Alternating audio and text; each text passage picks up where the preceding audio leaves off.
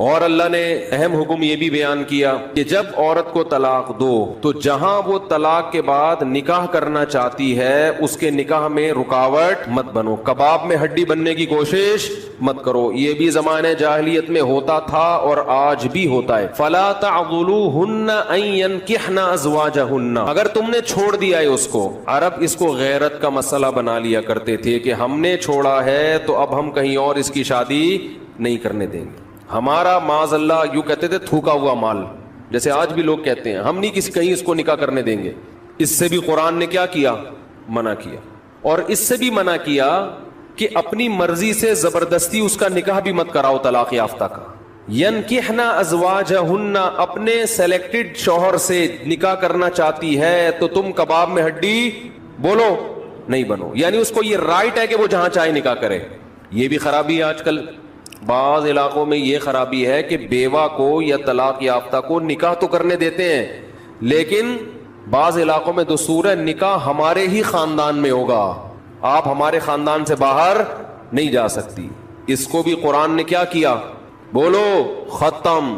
نکاح بھی سے بھی نہیں روک سکتے، اور نکاح بھی وہاں ہوگا جہاں آپ نہیں بلکہ یہ چاہے گے۔ اس میں اللہ نے عمر کی کوئی قید نہیں لگائی، 40 سال کی بیوہ یا طلاق یافتہ ہو، 50 سال کی ہو، 55 سال کی ہو، یہ تمہارا ہیڈ ایک نہیں ہے، تمہیں زیادہ ٹینشن لینے کی ضرورت نہیں ہے۔ لوگ بڑی ٹینشن لے رہے ہوتے ہیں کہ تمہیں ضرورت کیا ہے، اب 4 بچے ہیں تمہارے، 5 بچے ہیں، اس عمر میں تمہیں شادی کرتے ہوئے شرم نہیں آتی؟ چھوڑو بھائی، کیا ضرورت ہے؟ تو اللہ فرماتے ہیں کہ تمہیں اس ٹینشن لینے کی ضرورت بولو، یہ اس کا ہیڈ ایک ہے، یہ تمہارا ہیڈ ایک نہیں ہے۔ جیسے کوئی 4 شادیاں کر رہا ہے تو اس کا ہیڈک ہے نا، آپ کا ہیڈک تھوڑی ہے یہ۔ آپ پتہ نہیں کیوں پریشان ہیں، مفتی صاحب کو کیا ہو گیا، وہی ان کا ہیڈک ہے، آپ کا ہیڈک نہیں ہے یہ۔ میں اپنی بھی درمیان میں لگا دیتا ہوں نا۔ تو ہر ایک کے ہیڈک ہم نے پالے ہوئے ہیں، وہ یہ کیوں کر رہا ہے، وہ یہ کیوں کر رہا ہے، وہ کم عمر سے شادی کیوں کر رہا ہے، وہ بڑی عمر سے شادی کیوں کر رہی ہے، یہ ہوتے ہیں نا لوگوں کے مسائل۔ اس نے یہ کیوں کر لیا۔ ایک خاتون نے مجھے بتایا کہ وہ ایک دفعہ بیوہ ہوئی، اللہ کی قدرت دوبارہ شادی، دوبارہ بیوہ ہو گئی۔ تیسری دفعہ جب ان کی شادی ہو رہی تھی لوگ مذاق اڑا رہے تھے، بس کرو یار، 2 دفعہ بیوہ ہو گئی، اب آرام سے بیٹھو۔ اب وہ بیوہ تو کوئی بھی ہو سکتا ہے، جوانی میں بھی عورتیں بیوہ ہو جاتی ہیں۔ تو اب دیکھو لوگوں کو تکلیف ہو رہی ہے، بھائی یہ اس کا ہیڈک ہے۔ اچھا لوگ اس سے شادی کرتے ہوئے ڈر رہے تھے ان سے کہ میں بھی بیوہ، پھر میں نہ مر جاؤں، تو اس سے کوئی تعلق نہیں ہے۔ ہو سکتا ہے 2 دفعہ بیوہ ہونا تقدیر میں لکھا ہو، 3 دفعہ نہ ہو۔ یہاں مجھے وہ چٹکلا یاد آتا ہے، وہ ایک آدمی نے، ابے چھوڑو چٹکلوں کا بھی، قرآن کو فوکس کرتے ہیں۔ آخر میں چٹکلے ہونا یہ صحیح ہوتا ہے، درمیان میں ہی آ جائیں تو پھر سارا موضوع چینج ہو جاتا ہے۔ اتنے اچھے احکام بیان ہو رہے ہیں قرآن کے، آگے اس کو آپ نے لوگوں کو بتانا بھی ہے۔ تو اللہ نے حکم دیا کہ طلاق کے بعد ایک دھیلا واپس نہیں لینا، خلا کی صورت میں لے سکتے ہو، مگر خلا بھی شوہر کی رضا سے ہوتا ہے، یک طرفہ نہیں ہوتا، یاد رکھیں۔ دوسرا کام تم نے کیا کرنا ہے، اس کو کہیں اور نکاح سے روکنا نہیں ہے۔ تیسرا کام یہ کرنا ہے، نکاح بھی وہاں کرنا ہے جہاں وہ چاہتی ہے، تمہاری مرضی نہیں مسلط ہوگی، اس کی مرضی چلے گی۔ اور اگر پرانے شوہر سے نکاح کرنا چاہے اور 2 طلاقیں ہوئی ہوں تو وہاں بھی کر سکتی ہے، کیونکہ آیت کا ایک شان نزول بھی ہے۔ ایک صحابی نے اپنی بہن کا نکاح کسی صحابی سے کرایا، تھوڑے دنوں میں طلاق ہو گئی، طلاق ایک تھی، عدت ختم ہوئی، نکاح ختم۔ اب تھوڑے دنوں کے بعد دوبارہ ان دونوں کا دل چاہنے لگا کہ ہم آپس میں کمپرومائز کر لیں۔ ہوتا ہے وقتی طور پر اختلافات بہت زیادہ ہوتے آتے ہیں، جب دور رہتے ہیں تو آپس میں میلان ہونے لگتا ہے۔ لیکن وہ جو صحابی تھے نا جن کی بہن کو طلاق ہوئی تھی، انہوں نے کہا کہ اب میں اپنی بہن کا نکاح دوبارہ اس آدمی سے بولو نہیں کروں گا، اور کہا کہ یا رسول اللہ، میں نے ان کی عزت کی، ان کو اپنی بہن نکاح میں دی، انہوں نے لڑائی جھگڑا کر کے طلاق دے کے میرے گھر میں بٹھا دیا، میں کیسے دوبارہ؟ یہ ذلت محسوس ہوتی ہے نا انسان کو۔ قرآن میں اللہ نے آیتیں نازل کی کہ اگر وہ اپنے شوہر سے نکاح کرنا چاہتی ہے تو درمیان میں رکاوٹ مت بنو۔ لڑے بھی وہ خود تھے، اب جڑ بھی خود رہے۔ نہیں آ رہی بات؟ اس کو بھی لوگ غیرت کا مسئلہ بنا لیتے، سسر صاحب بنا لیتے ہیں، میرے داماد نے میری بیٹی کو طلاق دی ہے، میں تو نہیں واپس بھیجوں گا۔ بھائی دنیا میں جو آدمی میں لچک نہیں ہے نا، فلیکسیبلٹی نہیں ہے، لچک نہیں ہے جس میں، وہ کبھی بھی کامیاب نہیں ہو سکتا۔ یاد رکھو، یہ جو ہوتا ہے نا، میں اصول کا پکا، بھائی اصول کا پکا ہونا تو اچھا ہے، لیکن یہ اصول ہی غلط ہے کہ جو کہہ دیا تو اس پہ قیامت تک قائم رہنا ہے، یہ اصول ہی غلط ہے۔ اصول یہ ہونا چاہیے کہ جب موقع کی مناسبت سے جو بات ٹھیک لگے گی اپنے آپ کو چینج کر لوں گا، یہ اصول ٹھیک ہے، اس اصول پہ پکے رہو، اور یہ نبی سے ہمیں ملتا ہے یہ اصول۔ حدیث میں آتا ہے ایک صحابی نبی کے پاس آئے, مجھے صدقہ چاہیے, یہ چاہیے, وہ چاہیے. آپ نے فرمایا اللہ کی قسم تم پر خرچ نہیں کروں گا میں. وہ چلے گئے, آپ نے دوبارہ بلایا, فرمایا ان پہ صدقہ کرو, دے دو. وہ پریشان, یا رسول اللہ آپ نے تو قسم اٹھائی تھی کہ میں آپ کو نہیں دوں گا. آپ نے فرمایا من رأى علی یمین فرأى غیرہا خیرا منہا فلیکفر عن یمینہ, کہ جو شخص کسی بات پہ قسم اٹھا لے, جائز بات ہو, کوئی اگر حرام پہ قسم اٹھائی وہ تو بچنا لازم ہے نا, کہ میں گناہ نہیں کروں گا, وہ تو ویسے ہی حرام ہے. جائز کام, صدقہ تو جائز ہے نا, بلکہ ثواب ہے. فرمایا کوئی کسی جائز کام پہ قسم اٹھائے, پھر بعد میں اس کو خیال ہو کہ مجھے قسم توڑ دینی چاہیے, اس کا مائنڈ کیا ہو گیا, چینج, تو اسے چاہیے قسم توڑ دے اور کفارہ ادا کر دے, اس قسم پہ قائم بولو نہ رہے. قسم پہ جب قائم نہ رہنے کا حکم ہے تو بغیر قسم کے میں نے جو بول دیا بس وہ پتھر پہ لکیر بن گیا, یہ تو پاگل اور گدھے ہونے کی علامت ہے. قسم بھی اگر کھا لی ہو تو بھائی اس وقت یہ خیال تھا کہ نہیں دینا, اب زمینی حقائق کہہ رہے کہ اس کو دینا ہے, تو اب قسم توڑو, کفارہ ادا کرو اور دے دو. بات نہیں آ رہی میرا خیال ہے. یہ کس کی سیرت ہے, نبی کی. نبی سے زیادہ کسی کی پکی زبان ہو سکتی ہے, لیکن ایسی لچک سکھائی ہے کامیاب بننے کے لیے کہ یہ نہیں کہ جو کہہ دیا تو وہ پتھر پہ لکیر. گراؤنڈ ریئلٹی کے لحاظ سے, ماحول کے چینج ہونے کے لحاظ سے آپ نے اپنا رویہ کیا کرنا ہے, چینج کرنا ہے.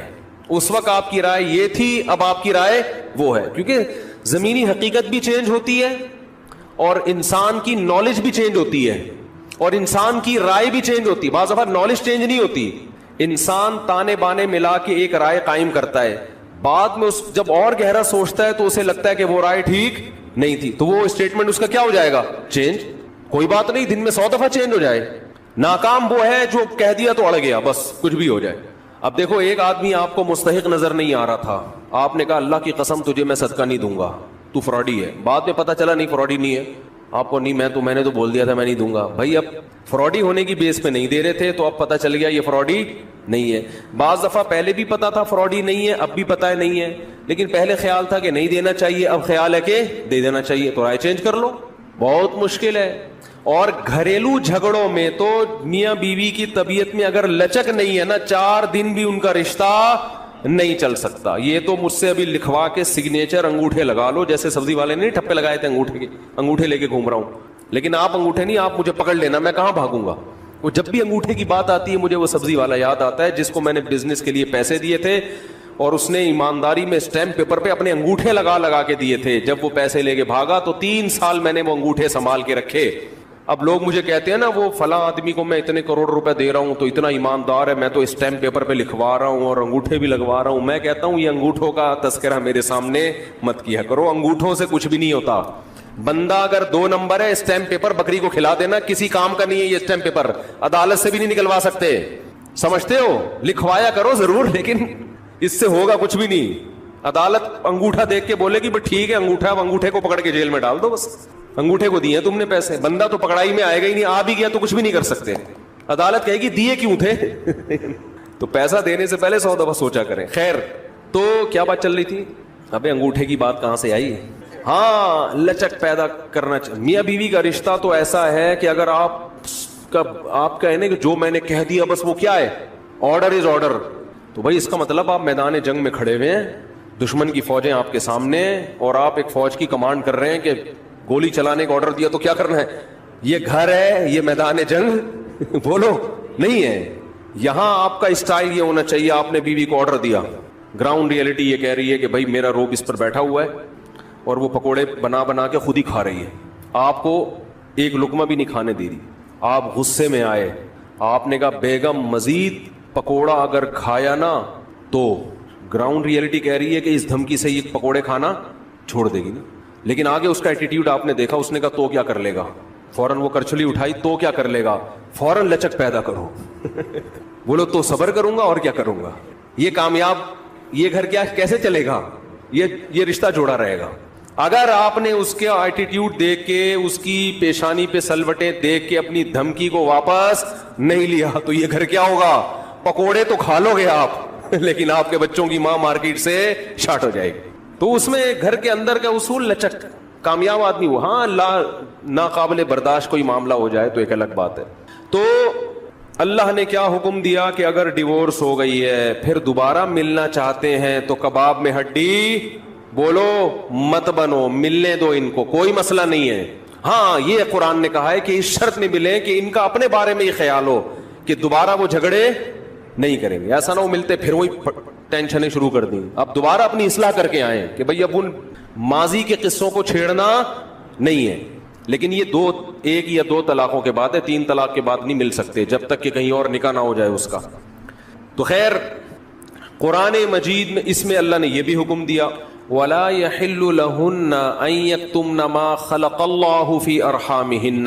100 روپے میں حور کا چانس لینے میں کوئی حرج نہیں، لیکن یہی مولوی صاحب اگر آپ سے کہیں کہ 5 کروڑ روپے اس ڈبے میں ڈال دو اور گارنٹی سے کہتا ہوں کہ تمہیں 70 حوریں ملیں گی، آدمی کہتا ہے مولوی صاحب 70 کیا 70,000 بھی ہو نا، 5 کروڑ کی رقم میں داؤ پہ لگانے، نہیں ملی تو کیا ہوگا؟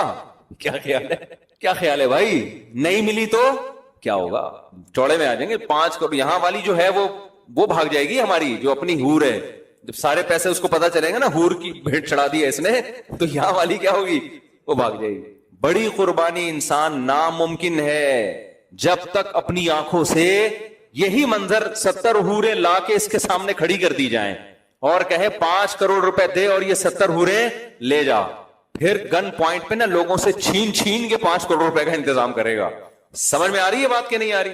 تو اب میں اس سوال کو دوبارہ لے کر آتا ہوں کہ بھائی میرے پاس اگر یہ آپشن ہوتا کہ میں اسلام کو خدا نخواستہ چھوڑ دیتا تو اسلام مجھے یہ آپشن دے نہیں رہا، وہ کہہ رہا ہے آخرت میں تمہارا کیا ہوگا؟ بے تحاشا نقصان۔ بلکہ اسلام تو مجھے کہہ رہا ہے کہ اگر کبھی موقع ملے اللہ کے راہ میں لڑنے کا اور جہاد تم پہ فرض ہو جائے تو جان بھی دینی پڑی تو آپ کو جان دینی پڑے گی۔ غزوہ تبوک میں ہوا نا جہاد فرض عین ہوا، بہت سارے صحابہ جنہوں نے بڑی بڑی قربانیاں دی تھیں، غزوہ احد میں قربانیاں تھیں، غزوہ بدر میں ان کی قربانیاں، پھر فتح مکہ میں وہ شریک تھے، غزوہ خندق میں انہوں نے پیٹ پہ پتھر باندھے، بھوک پیاس برداشت کی، اپنے گھروں کو قربان کر دیا۔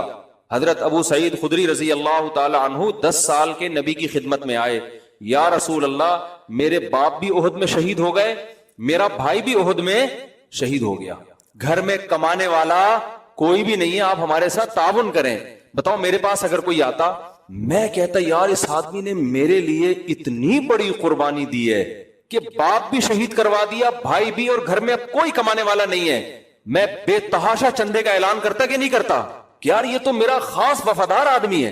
نبی نے اعلان نہیں کیا۔ نبی نے کیا فرمایا؟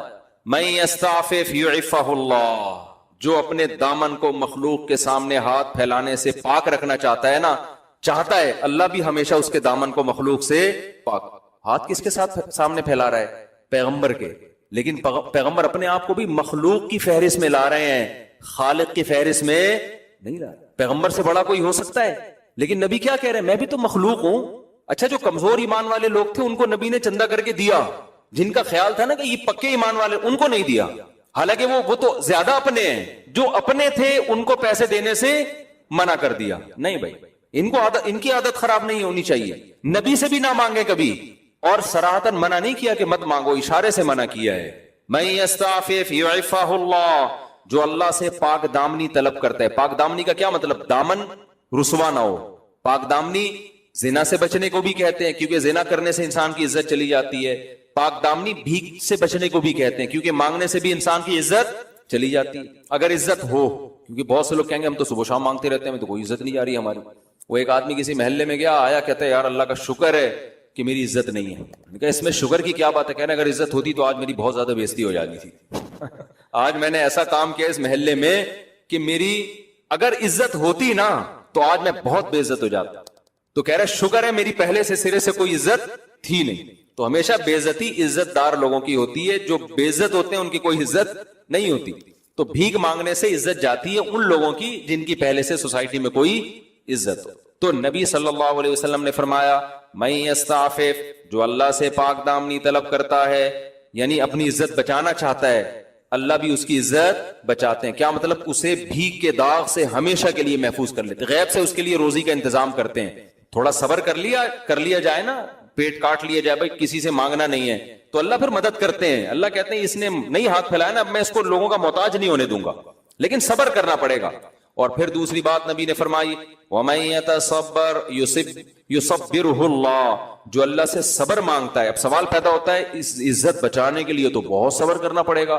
10 سال کا بچہ جس کا باپ بھی شہید ہو گیا، جس کا بھائی بھی شہید ہو گیا، ماں اکیلی گھر میں ہے، وہ کیا کہے گی بھائی ہم نے اپنے خاندان کے سارے لوگ تو لٹا دیے، اب ہم فاقے کیسے برداشت کریں؟ تو ٹھیک ہے عزت اہم چیز ہے، صبر کتنا کرنا پڑے گا اس کے لیے. لیکن نبی نے اگلی جملے میں یہ بتا دیا من یتصبر، جو اللہ سے صبر مانگتا ہے نا، یصبرہ اللہ، اللہ اسے صابر بھی بنا دیتے ہیں. یہ صبر بھی کس سے مانگو؟ خالی پیسے نہیں اللہ سے مانگنے. غربت اور مہنگائی میں جو ٹینشن ہوگی اس ٹینشن کو ختم کرنا بھی کس سے مانگنا ہے؟ اللہ سے. اللہ مجھے اس پہ صبر دے، تو اللہ صبر دے دیتا ہے. اب آپ مجھے بتاؤ، اتنی بڑی قربانی، باپ شہید، بیٹا شہید، اور گھر میں فاقے، اور نبی نے بھی، حالانکہ نبی چندہ کر کے دے سکتے تھے، دوسروں کو بھی تو دے رہے تھے نا، جبکہ یہ امید ہو کہ میری مدد بھی کر سکتے ہیں، خالی ہاتھ واپس بھیج دیا. ایسے میں اگلی جنگ کے لیے اگر نبی بلائیں تو جس کا ایمان ایسا ہو جیسا ہمارا 500 والا، کہ 500 میں ٹرائل بیسس پہ آپ ایک حور کا رسک لے سکتے ہیں، تو اگر ایسا ایمان ہوتا اگلی جنگ میں شرکت کرتے؟ بولتے کیوں نہیں میرے بھائی، کبھی بھی نہیں کرتے. لیکن انہوں نے ہر جنگوں میں نبی کا ہمیشہ ساتھ دیا. بدر میں شریک ہونے والے، احد میں شریک ہونے والے، خندق میں تو کتنی ٹینشن تھی. اب آپ دیکھو اسلام کو اپنے دعوے کی سچائی کا یقین کتنا ہے کہ اسلام بھی کوئی لچک نہیں دکھا رہا. تبوک کا جب موقع آیا نا تو تبوک سے زیادہ سخت، اگر آپ تاریخ اٹھا کے دیکھیں ایسا لگتا ہے کہ اس سے زیادہ سخت کوئی آزمائش کا موقع تھا نہیں. احد میں بھی لڑائی بڑی سخت ہوئی ہے، لیکن وہ تو لڑنے کے بعد پتا چلا نا کہ سخت ہوئی ہے، پہلے تھوڑی پتا تھا. تبوک میں پہلے سے پتا تھا کہ اتنی ٹینشن والی لڑائی اب تک عالم اسلام میں ہوئی نہیں ہے، کہ بہت لمبا سفر، انتہائی شدید گرمی، اور کھجوروں کے پکنے کا ٹائم، جو پورے سال باغ پہ محنت کی ہے وہ پھل توڑنے کا وقت ہے. اور رومیوں سے لڑائی، انگریزوں سے، جو آج کے انگریز ہیں، یہ اس زمانے میں بڑے ماہر تھے، یہ ان سے لڑائی ہے. اتنا لمبا گرمیوں کا. آج آپ ذرا جائیں نا مکہ سے یا مدینہ سے تبوک کا سفر کریں بائی روڈ، آپ کو ہوش ٹھکانے آ جائیں گے. اور وہاں تفریح کے لیے نہیں جا سکتا آج انسان، بائی روڈ سفر کرے دماغ سے، لڑنے کے لیے جا رہے ہیں. تو ایسے موقع پہ جو لوگ نہیں جا رہے نا ان کو جہنم کی وعیدیں سنائی جا رہی ہیں. سمجھ میں آ رہی ہے بات؟ وہ یہ کہہ سکتے تھے کہ ہم تو بدر میں آپ کے ساتھ تھے، احد میں آپ کے ساتھ تھے، لیکن قرآن کیا کہہ رہا ہے؟ انفروا خفافا وثقالا، ہلکے ہو یا بوجھل ہو تمہیں اللہ کی راہ میں نکلنا پڑے گا. کیوں پڑے گا؟ یہ آپشنل نہیں ہے کہ جاؤ یا نہیں جاؤ. وجہ کیا ہے کہ دشمن بہت طاقتور ہے اور تم کم ہو. اگر یہ کم لوگوں میں مزید کچھ گھر میں بیٹھ گئے باغ کا بہانہ بنا کے یا کوئی بھی مسئلہ، تو اسلام کمزور پڑ جائے گا، اور تمہاری ذمہ داری ہے اسلام کو بچانا. لہذا یہاں جہاد فرض عین ہے، ہر شخص پہ ایسے فرض ہے جیسے ہر شخص پہ رمضان کا روزہ فرض، ہر شخص پہ نماز فرض ہے. بالکل اسی طرح تم میں سے ہر شخص کو کرنا پڑے گا. بعض دفعہ جہاد آپشنل ہوتا ہے، ایک فرض کفایہ جسے کہتے ہیں، کہ آپ کی فوج اگر بارڈر سنبھال کے بیٹھی ہوئی ہے تو آپ پہ لڑنا لازم نہیں، لیکن بعض دفعہ ہر ایک پر فرض ہو جاتا ہے. تو تبوک کے موقع پر یہ وہ موقع تھا جس میں جہاد تمام صحابہ پہ فرض عین ہو گیا تھا، اور ایسے موقع میں موت کا بھی خطرہ تھا. سمجھ میں آ رہی ہے بات؟ قرآن نے کہہ دیا کہ جو پیچھے رہے گا اس کے لیے جہنم کی وعید ہے. کیونکہ منافقین بہت ٹینشن میں آ گئے، وہ کہنے لگے اتنی شدید گرمی میں ہم کیسے نکلیں گے، ایک دوسرے کو ڈی موٹیویٹ کرنے لگے. لا تنفروا فی الحر، گرمی میں مت نکلو. قرآن نے کہا قل نار جہنم اشد حرا، ان سے کہہ دیجئے جہنم کی آگ اس سے بھی زیادہ سخت ہے. دو آپشن ہے، یا تو یہ گرمی برداشت کر لو یا جہنم کی آگ کی گرمی. تو صحابہ میں میجورٹی نے، 3 صحابہ پیچھے رہ گئے تھے لیکن پھر انہوں نے توبہ کی، اللہ نے ان کی توبہ قبول کی، ان کی سزا بھی بہت سخت دی گئی ان کو. باقی سارے صحابہ کیا ہوا؟ میدان میں نکل پڑے. اس وقت وہ کہہ سکتے تھے کہ بھائی یہ جہنم کی وعیدیں کس بیس پہ سنائی جا رہی ہیں؟ نہیں آ رہی بات سمجھ میں؟ یہ ایسے ہے. اس مثال کو اب میں یوں سمجھاتا ہوں. امام صاحب نے کہا 500 روپے میں حور، سب ٹرائی کر لیں گے بھئی شاید حور مل جائے. امام صاحب نے کہا 5 کروڑ میں حور ملے گی، کوئی 1 روپیہ دینے کے لیے بھی تیار نہیں ہوگا. لیکن امام صاحب نے یہ کہا الٹا کر لو اس کو. امام صاحب نے کہا جو 5 کروڑ نہیں دے گا اس کو حور تو ویسے بھی نہیں ملے گی، جہنم میں جائے گا وہ. امام صاحب کو پکڑ کے کوڑ دو گے کہ نہیں کوڑ دو گے آپ؟ کہ یار 5 کروڑ روپے کی قربانی ہم سے لے رہے ہو، اور آپ چلو پہلے تو حوروں کی لالچ دی، ہم نے کہا یار چھوڑو پتہ نہیں ملے گی کہ نہیں ملے گی. لیکن اب آپ الٹا وعیدیں سنا رہے ہو کہ نہیں دیے تو کہاں جہنم میں جاؤ گے اور سزا ملے گی, اور پولیس والے باہر کھڑے کر دیے جو پیسے نہ دے اس کو پکڑ کے لے جاؤ. ایسے موقع پہ آپ کیا کرو گے؟ الٹا امام صاحب کو پکڑ کے کوٹ دو گے. اگر نہیں کوٹ رہے اور 5-5 کروڑ دے رہے ہو, اس کا مطلب آپ کو امام کے صحیح ہونے کا 100% سے بھی زیادہ یقین ہے. سمجھتے ہو؟ پیغمبر صلی اللہ علیہ وسلم نے جب یہ کہا, قرآن کی آیتیں نازل ہوئی, انفروا خفافا وثقالا وجاہدوا باموالکم وانفسکم فی سبیل اللہ, تبوک میں تم ہلکے ہو یا بوجھل تمہیں نکلنا پڑے گا. نار جہنم اشد حرا, جہنم کی آگ اس مدینہ کی گرمی سے زیادہ سخت ہے. سارے کے سارے صحابہ ایسا نکلے ہیں کہ بعض صحابہ ایسے تھے جو نبی کے پاس آئے, نبی نے عرض کی, نبی نے فرمایا کہ میرے پاس کوئی سواری نہیں ہے میں تمہیں بٹھاؤں, نہ کوئی پیسے ہیں کہ تمہارے لیے کوئی سواری کا میں انتظام کروں, تم واپس چلے جاؤ. قرآن کہتا ہے تولوا واعینہم تفیض من الدم, روتے روتے واپس گئے ہیں کہ اتنا بہترین موقع خدا کو راضی کرنے کا ہم سے مس ہو رہا ہے.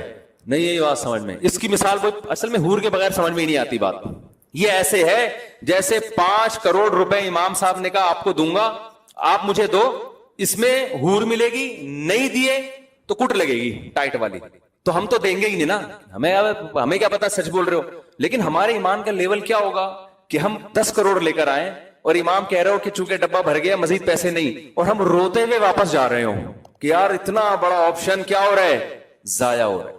یا تو یہ امام اتنا بڑا 2 نمبر ہے معاذ اللہ کہ اس نے ایسے چاپلوسی والی باتیں کر کے اور ایسے گھما پھرا کے لوگوں کو الو بنا دیا ہے, یا خدا کی قسم یہ سچا ہے اور اس کے پاس اتنے زبردست دلائل ہیں اپنے سچے ہونے کے. کیونکہ اگر یہ 2 نمبر ہوتا نا تو قوم کے جاہل اور بالکل ہی مینٹل لیول جن کا کسی کام کا نہ وہ اس سے متاثر ہوتے, جیسے پھونکو والی سرکار سے ہوئے متاثر. پھونکو والی ایک سرکار آئی ہوئی ہے مارکیٹ میں, ان کی پتہ نہیں پھونکیں ختم ہی نہیں ہو رہی ہیں. ایک پھونکو والی سرکار مارکیٹ میں آئی ہوئی ہے, فیس بک پہ لکھے پھونک مار مار کے.